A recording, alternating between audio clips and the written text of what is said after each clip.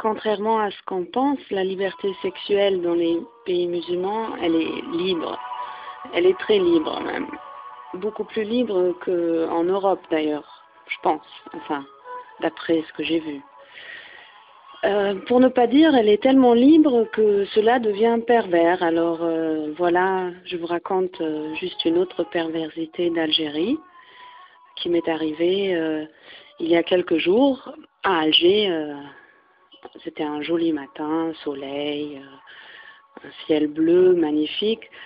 Et puis je voulais profiter pour faire une balade. J'aime bien ça, le matin, à 7h, 8h, faire des balades. Et donc, puisque j'avais affaire en centre-ville, je descendais le long des boulevards en prenant des photos, en observant les gens. Et les gens sortaient des différents bâtiments pour flâner vers les transports publics qui étaient juste à côté. Et puis, je dis bien flâner parce que malgré le stress permanent à Alger, personne ne semble stressé dans cette ville. Tout le monde semble avoir beaucoup de temps et ils sont champions du monde en marche calme. Et puis bon, j'admirais les différents styles d'architecture et j'observais un petit peu les commerçants qui ouvrent leurs magasins. Et arrivé près du Sacré-Cœur, il y avait un bâtiment avec des piliers juste en face de l'entrée. Et j'ai presque eu un arrêt de respiration tellement le choc de l'image était incroyable. Je me croyais un petit peu dans un film porno des années 60. Il y avait un jeune homme, bien habillé, beau gosse, superbe basket qui brillait de loin comme ça. Et puis ce jeune mec, il avait baissé son jean jusqu'aux genoux. Et vous n'allez pas me le croire, mais voilà, je regrette infiniment que j'avais pas le courage de sortir ma cam pour vous filmer ça. Mais bon, je sais pas si vous me suivez là, mais le mec, il était en train de masturber en centre-ville, à Sacré-Cœur, devant tout le monde qui allait au boulot le matin.